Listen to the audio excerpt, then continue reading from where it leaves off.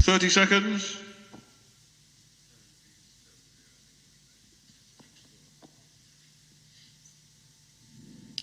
$20.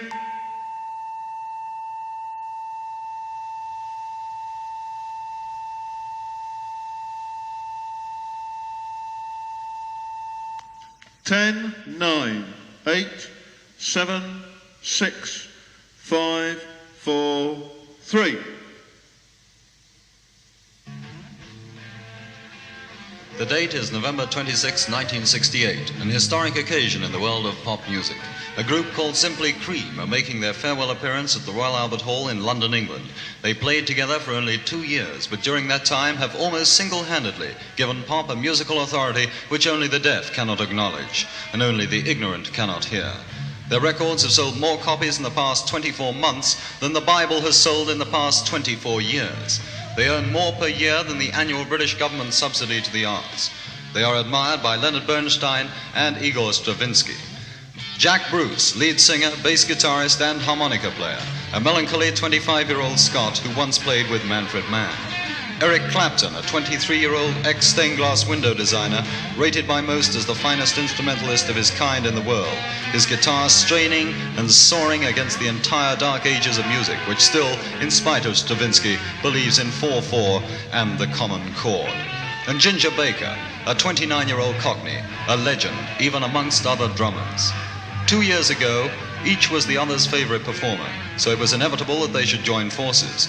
They may not be the greatest musicians or the greatest poets of the age, but together with the Beatles, they're getting through to the greatest number. Their motto is simple: forget the message, forget the lyrics, and just play.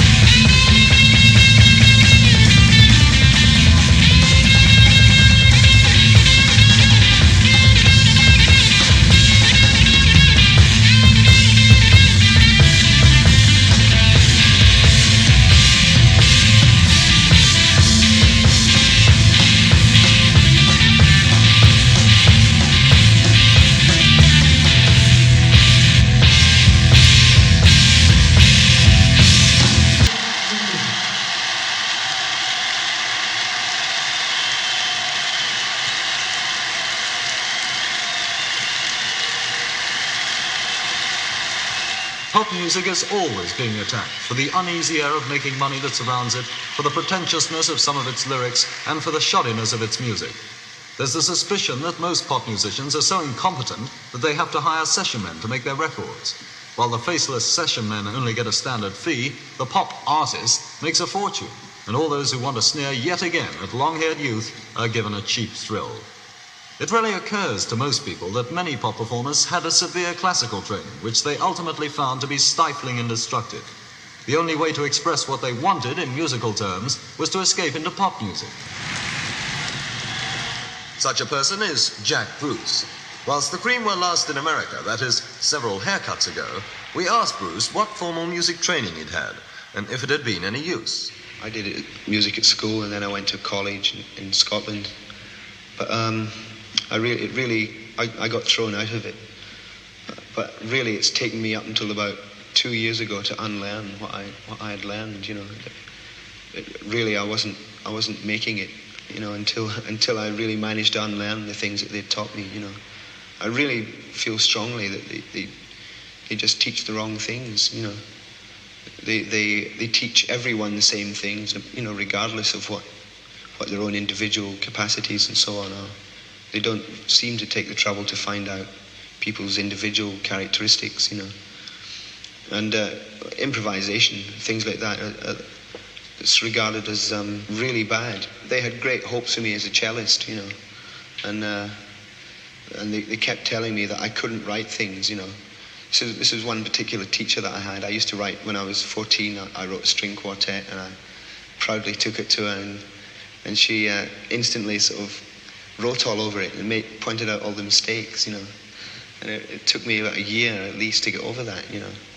And she used to tell me that I just couldn't write. I didn't have any talent for it, and I should make myself a good cellist, which I had talent for. I think she thought maybe I could be good enough to become sort of fourth desk in the Scottish National Orchestra or something, you know. Though you despised the classical training you got at school, did it have no influence on you at all? The first thing that really gathered me up was Bach, I suppose. You know, I got really involved in that because he, believe it or not, he is really the ultimate in bass players. You know, he really was the governor of all time. You know, his bass lines are just incredible, and I think any bass player can learn just about everything in conventional harmony that there is to know from that. How did the Cream come together as a pop group? Well, all of us were working in separate groups, and I don't think any of us was very happy with what was happening at the time. And I had played with Ginger for a long time, and we'd fallen out actually, and I hadn't seen him for about a year. And he suddenly appeared at my place one night with this idea of forming a group with Eric. It just seemed such a good idea that we decided to have a play together just to see if it would work. And we all went to Ginger's house, and we just set up our instruments in his living room and just played this number which lasted for about 2 hours or something, you know, without stopping. And it was just so obvious from the word go that it was going to be, you know, a nice experience. And that was it. The songs that we play are really unimportant. They're just like jumping off points for improvisation, and the only things that are set are the beginnings and the endings of most of our things. In between, which can go on forever, is just improvised, and we never know who's going to take the lead and what's going to happen next. It just happens, you know, depending on the atmosphere and the way we feel. And we never plan any particular song for any particular purpose. We wouldn't dream of sitting down and saying, let's write a hit single, for instance. Let's make it 2 minutes and 35 seconds long. Let's make the words sort of sympathetic to an 11-year-old girl in Seattle or something. We just don't do that, and I suppose groups must. In fact, I was in a group once that did, you know, and did actually consider every song that they did from this point of view, you know, but we just don't. And the fact it was successful is I suppose, an accident. Bruce claims that their music is neo-contrapuntal. After a basic harmonic and rhythmic pattern is established, the melody is one of free improvisation, improvisation that can go on for 20 or 30 minutes. It's held together by Bruce's flowing, spontaneous bass line, itself as cunning and as inventive as those of Bach, which he so much admires.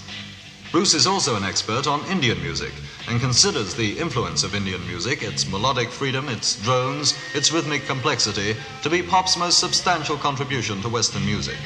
Just as in Indian music, the tabla player or drummer will talk to the sitar player with recognizable sound patterns, so pop music, like the Creams, has developed similar patterns. For Jack Bruce, his harmonica, his voice and his pounding guitar speak with one voice of unmistakable clarity and power. Yeah.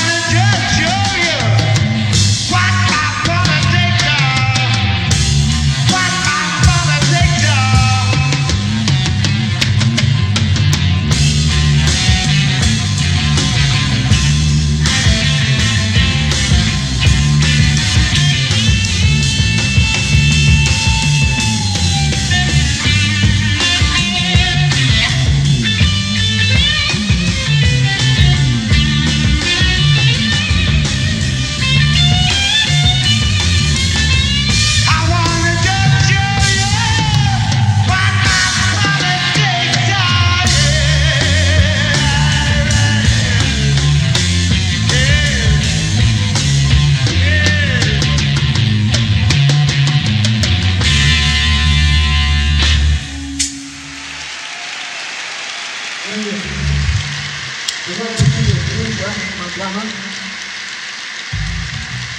next number. Pop music is also accused of being primitive, not only in conception, but in instrumentation. The electronic guitar is dismissed as nothing but a jangling noise machine, incapable of subtlety or delicacy.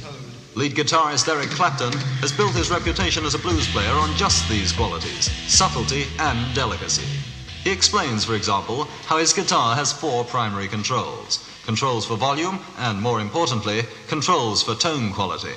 Those two are the volume. This one is for that pickup, and that one is for that pickup. And this is the tone for that pickup, and this is the tone for that pickup. And just by, you know, turning them all off or turning them all on, you can get a completely different sound. You know, you just get... And you get it very, very thin, like this.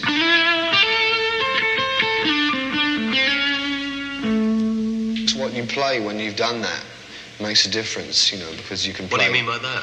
Well, you know, just the amount of pressure you put on with the flat pick, you know, because you can hit the strings very hard or hit them very soft, you know, or just touch them at any volume.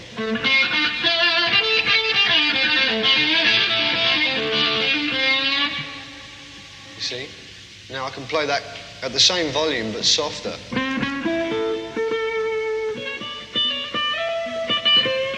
The sound that's characteristic of electric guitars is the wow-wow effect that you make with the pedal. I have to kick this to start it. Could you play some and explain how it's done?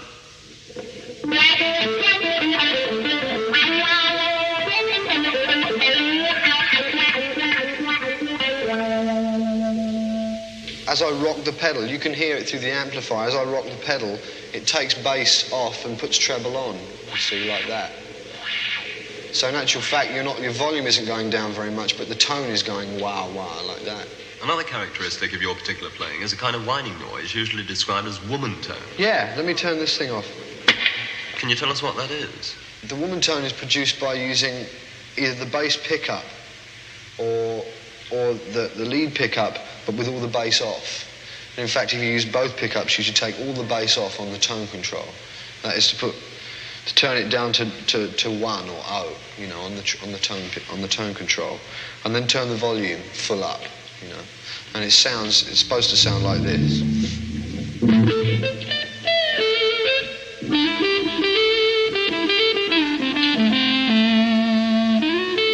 The kind of blues I play I started playing was one of accompaniment, you know.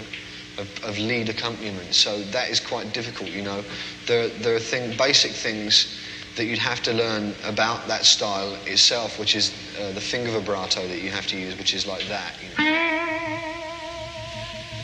Which is very important. Could you just do that again? Yeah.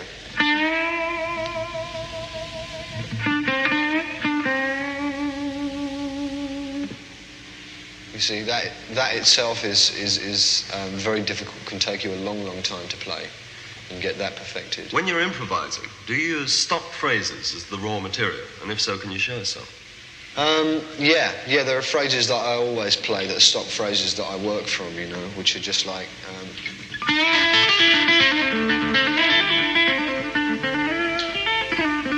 all these runs... You know, are put together from old phrases that I first started on, like... And now they're just all kind of messed up with other things which I learned like that, you know, which is... If a guy likes playing football, then that's what he'll use to get all of his kind of basic kind of angry bits out of him, you know, that you build up through any day, you know. You can just, like, someone will toot the horn in the car behind you and you'll get angry and you'll have no release for it, you know. Well, that happens to everybody, but you know, like, I've got the advantage of being able to sort of play that out on the guitar by being sort of fairly aggressive in the way I play, not the way I use it. That can be done too, you know, with people like The Who. Can you show us? And Pete Townsend. What do you mean, you want me to break the guitar up? Well, no, not quite. Just an example of aggression in your music. Yeah, right.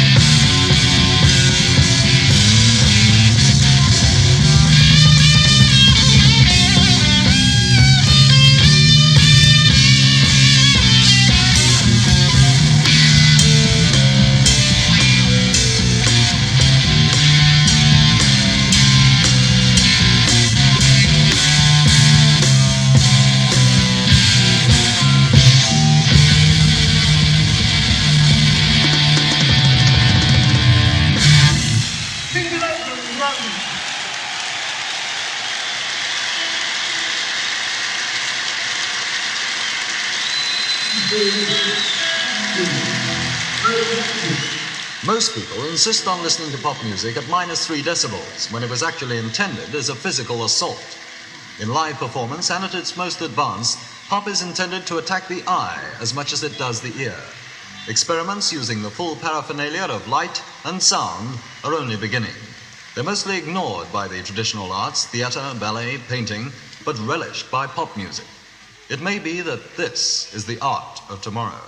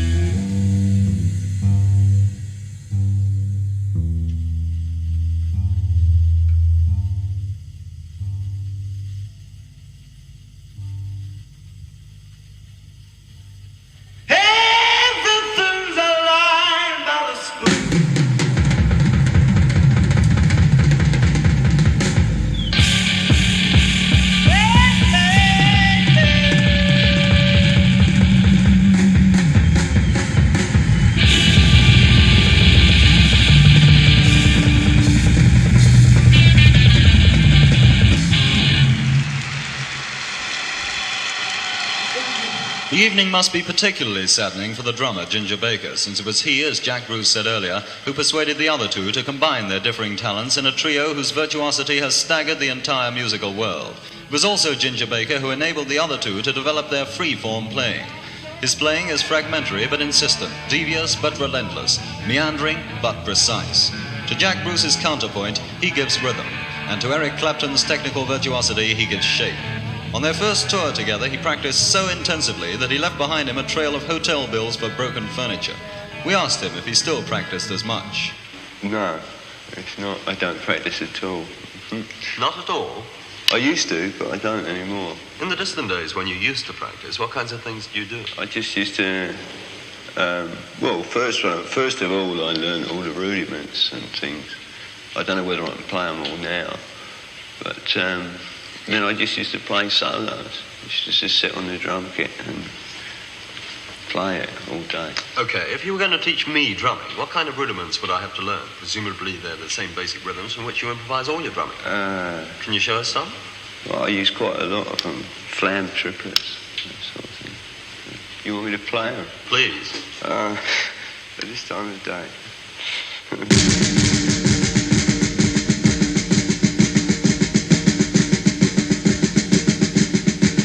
And a variation of that would presumably depend on which drums you played it on. Because that, you know, if you're playing them on tom-toms, you get two sounds out of it.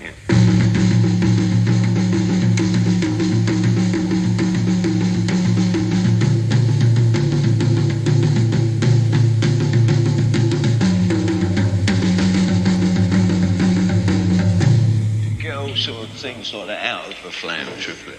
Yes, sound as well as rhythm. So it starts off on a rudiment. Usually I just forget all about them. Show me another rhythmic pattern whose tone you can also vary by using different drums. Four-stroke rough, which is that. Yeah, but you're playing them on around the drum, you get...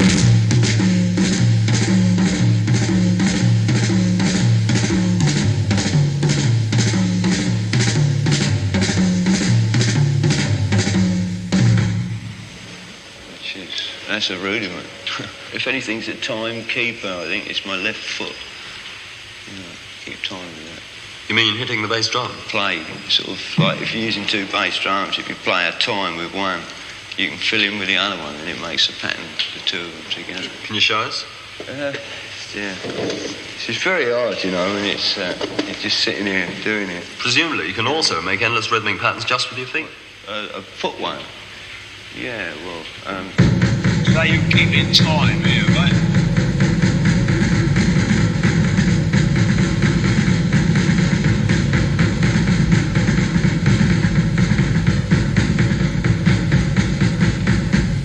One of the remarkable things about your playing is the way you manage to get a kind of dialogue going between your feet and your hands. Not only are your feet each playing different rhythms, but so are your hands, and that, of course, doesn't account for the cymbals. It's like a one-man orchestra. yeah, you get good things like on a cymbal. Right?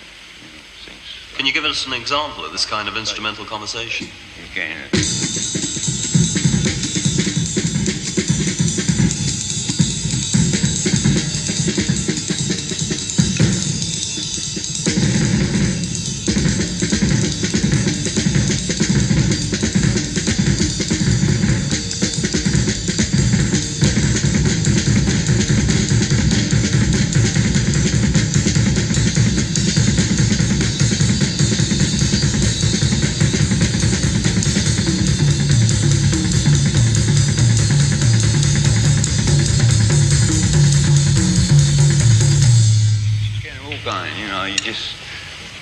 Changing things, change the time of it by what you're playing with your left hand.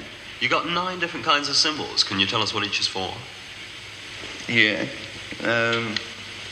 These two, in fact, these 3 are all ride cymbals, all for playing on. And just different sounds. I use that one for quieter things, this one, you know. That's a quieter cymbal. And this one. I use this one most of the time as a ride cymbal, you know.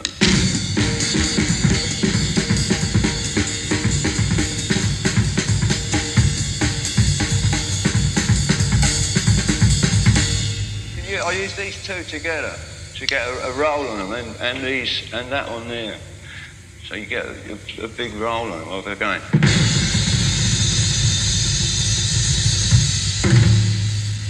At the end of numbers, you can use that if you want to get a roll on cymbals, those two, you know.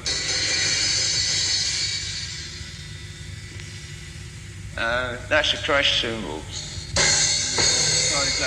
Very light cymbals. And it's like those three are crashes. And these three are playing them. And that's, of course, jug effects.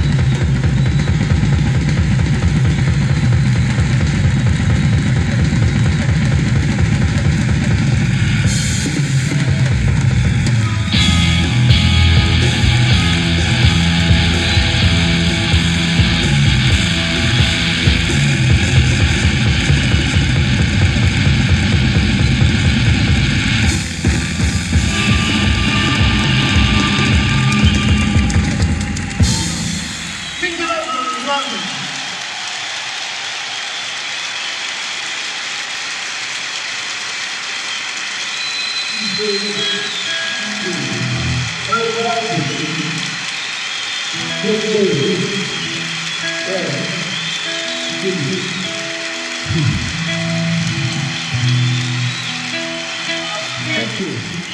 One thing that makes people complain about pop music is its extreme loudness. The Cream have 12 enormous loudspeakers, each one loud enough to fill the Albert Hall. Why does the music have to be so loud? Jack Bruce explains. Suddenly, about 2 or 3 years ago, the ideas of dynamics and balance and things changed, because I think mainly because of these giant amplifiers were developed, and it's just something that's in its infancy, really. It's something that affects the audience in a physical way as well as, in a mental way.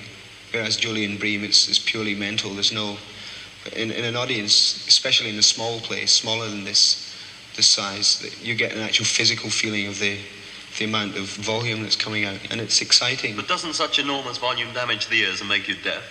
Well, again, it depends. In a huge place like this, it doesn't affect you at all, because the sound just disappears into space. But in a small room, where we sometimes play, the sound is so compressed. You get a similar thing to when you're landing in an airplane. You have to sort of, blow through your nose and things to clear your ears. I've been told by a doctor that there is something in your ear when you're subject to this sort of amount of volume, it switches off. Apparently, you're unharmed by it.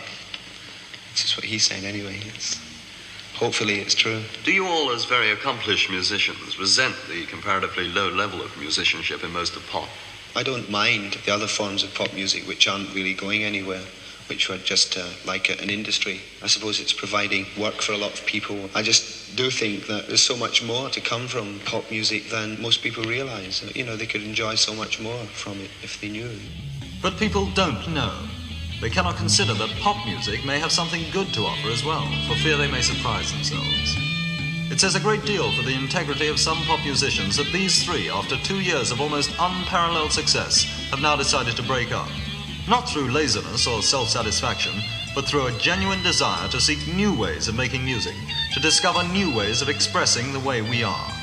What Eric Clapton, Jack Bruce, and Ginger Baker have done is to show that the form of most pop music, 8-bar phrases, simple-minded harmonic progressions, and nursery rhyme lyrics, is ultimately unable to cope with the pent-up bitterness and musical aspirations of the young. To these aspirations, the Cream have given a language, and to this bitterness, the Cream have given a hope.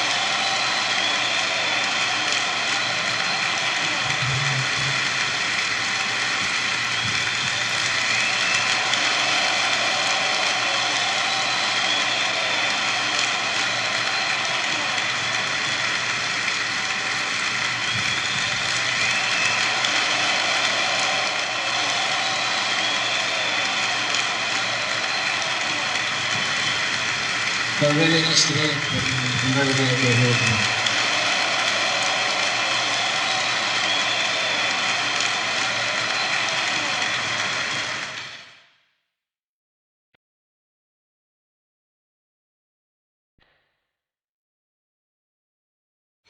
We're satisfied with our little long-playing record, 10 pop numbers or thereabouts aside. This is great. We've been told this by the great pundits of our age. And in consequence, why should we bother to learn? There's nothing more delightful than to be told, you don't have to learn, my boy. There's nothing in it. Modern art, there's nothing in it. When you're told these things, you sit down with a sigh of relief. Thank God I don't have to learn, I don't have to travel, I don't have to exert myself in the slightest. I am what I am. Youth is youth, pop is pop. There's no need to progress, there's no need to do anything. Let us sit down, smoke our marijuana, an admirable thing in itself, but not the end of anything. Let us listen to our records, and life has become a single moment, A single moment is eternity. We're with God.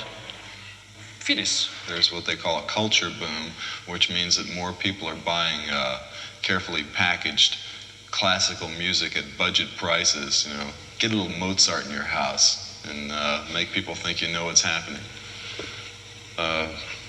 Pop music, bad as it is better than most of the rest of what's happening. Certain primitive tribes believe we have no art. We do everything as well as possible. To us who think ourselves sophisticated, the Cream, a pop group, offer a simple hope.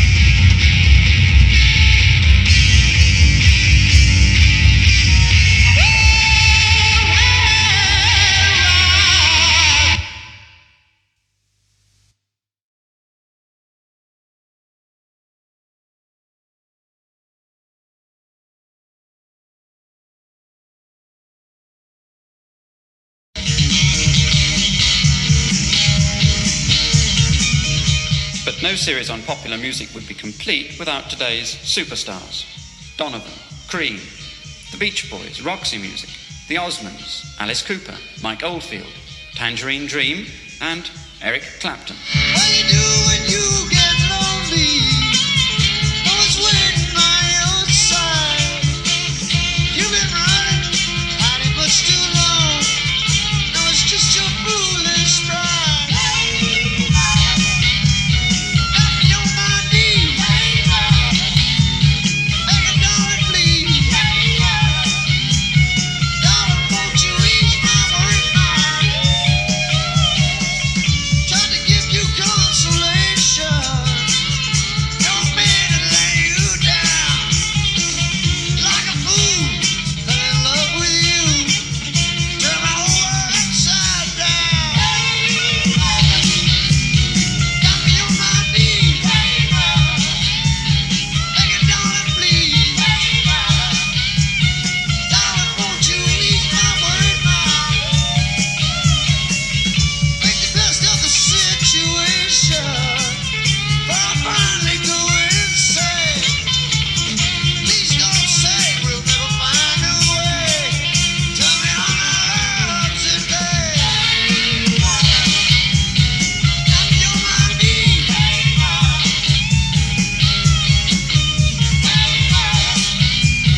Darling, won't you ease my worried mind?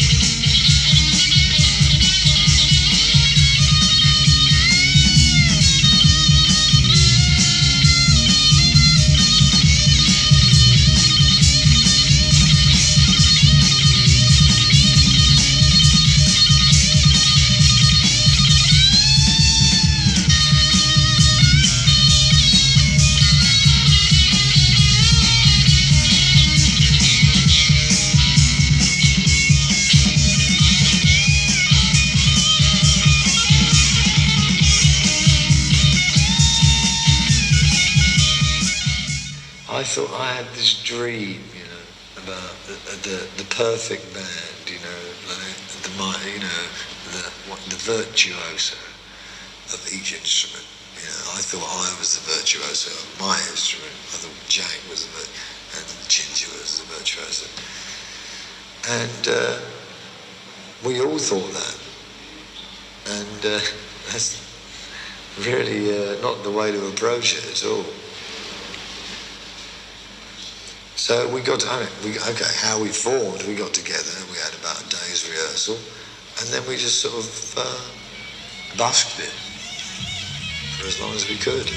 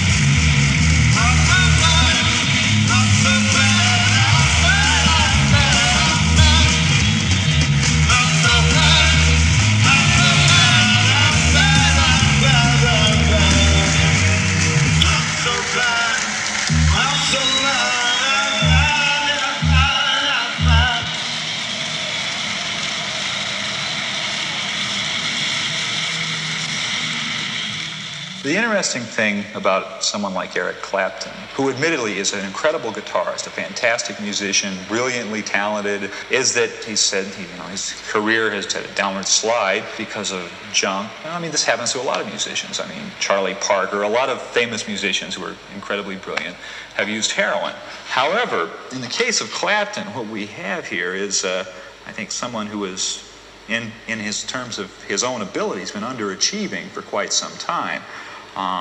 And perhaps the most ironic thing about it is that when you read reports of people like this, and I'm taking him as just one of many, and people say, well, the guy was really healthy, he was walking around, his eyes were clear, just like you and I are right now. They act like it's an amazing thing, that because that he's not asleep somewhere, and gone, that it's some amazing achievement. The woman tone is produced by using either the bass pickup or the lead pickup, but with all the bass off.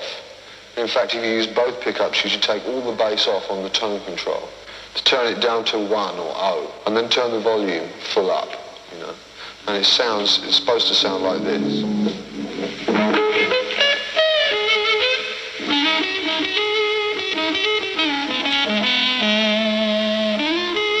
The kind of blues I play I started playing was one of accompaniment, of lead accompaniment. So that is quite difficult, There are basic things that you'd have to learn about that style itself, which is the finger vibrato that you have to use, which is like that, which is very important. Could you just do that again? Yeah.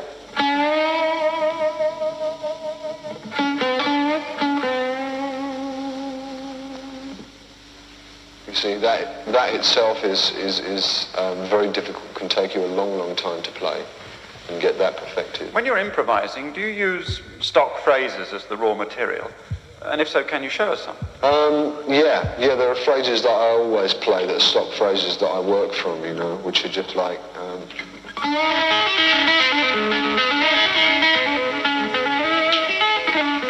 all these runs, are put together from old phrases that I first started on, like... And now they're just all kind of messed up with other things which I learned like that, which is...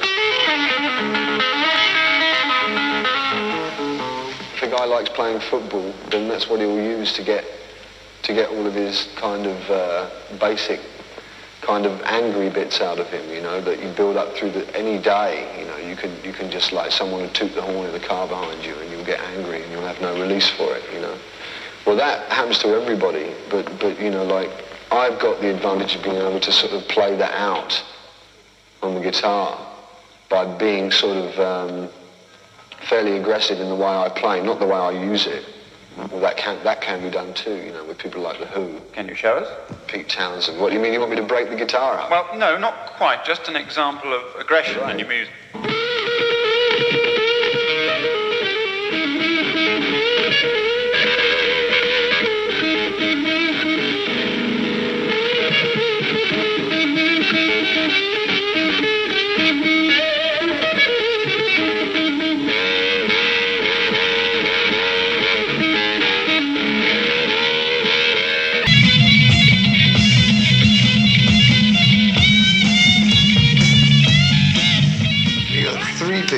Two of them are going to be close, and one is going to be on the outside. It was okay for a while, until we got onto the Madison Square Garden stage and realised we'd only rehearsed about 3 or 4 numbers, to frighten the lives out of ourselves. Well, the amplifiers got bigger and bigger, didn't they? That was all there was to it. You went from 50 watts to 100 watts to 200 watts to God knows what. I mean, it's just bound to happen. I don't like that, really. I'm sad that it actually ever happened, really. Because, I wouldn't want to change anything, but I probably would have done better to stay with John Mayall. Because then, it was, that Cream thing was all like, it was just aggressive music.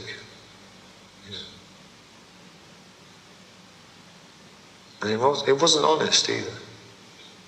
In what ways? Well, We weren't being truthful to the audiences we were playing to.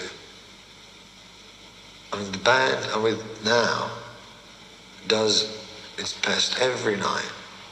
You know what I mean? It does its best every night. And the Cream, we just did the same. We had a routine worked out.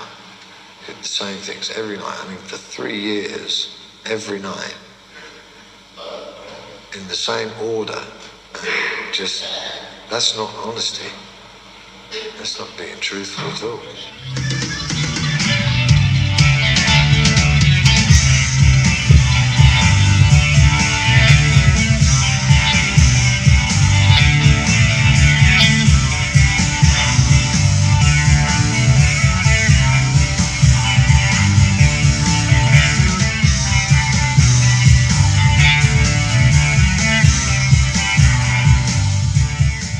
Ever since then, you've had all these sort of impresarios from a load of businessmen saying, you know, who's going to make the next big sound or what's going to be the next, you know. And there probably will be one. There's nothing you can do about it. You can't stop it. Well, I told you that the life goes up and down. I believe go round. Never pick yourself up off the ground. Oh, they bring the curtain down.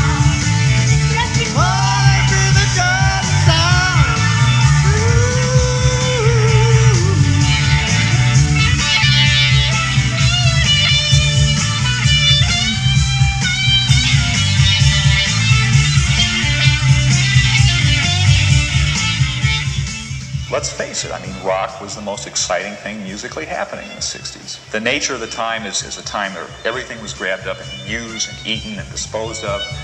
It was an appalling waste. It's sort of a sick scene, you know, they're sort of wallowing in their youth. Somebody that refuses to give up the things that he grew up with and in fact, like, wallows in them. You know, it was a great time. It was like a party and the party's over.